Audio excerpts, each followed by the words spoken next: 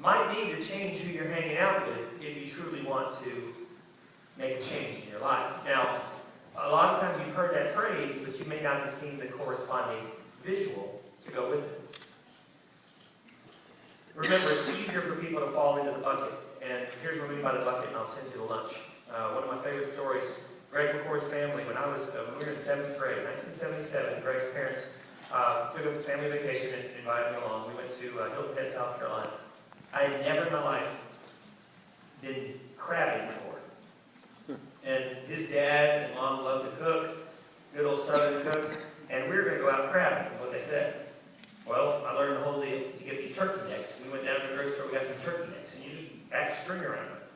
And you just throw them out into the water, and you just sit there for a little while, and then you just pull them back in, and oh, damn, there's crabs all over the thing. It's the easiest fish you'll ever do, right? And so, that was 1977. Fast forward to the 90s. It was either 94 or something like that. I was listening to a man speak, and he was from Maryland, and he was explaining crabbing to the audience. And I'm thinking, I've done that. But he was telling the story through the eyes of his child. His son was 8 years old or so.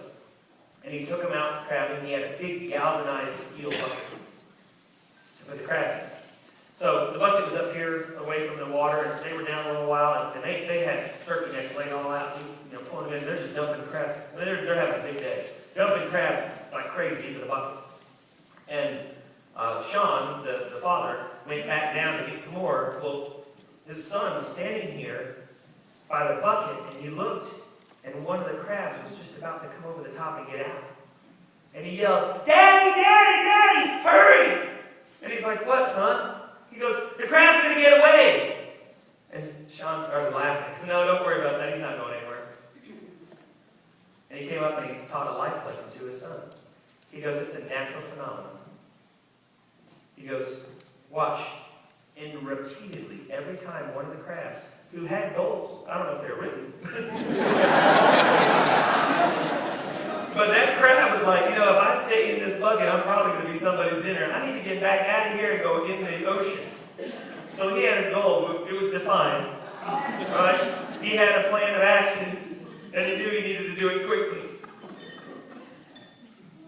But as soon as that crab gets to the top of the bucket, and there is where I'm going, the other crabs will reach out and pull it down. And it is a natural phenomenon that you have ever heard anyone refer to, a crab bucket.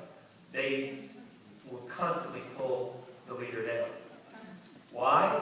Well, that's what happens in our society right now. It's easier for our friends to tell us this isn't going to work than to go out and do something for themselves. And you need to run from these people right here, because all they're trying to do is pull you back in the bucket. I hope you guys have had a good morning. What do you think?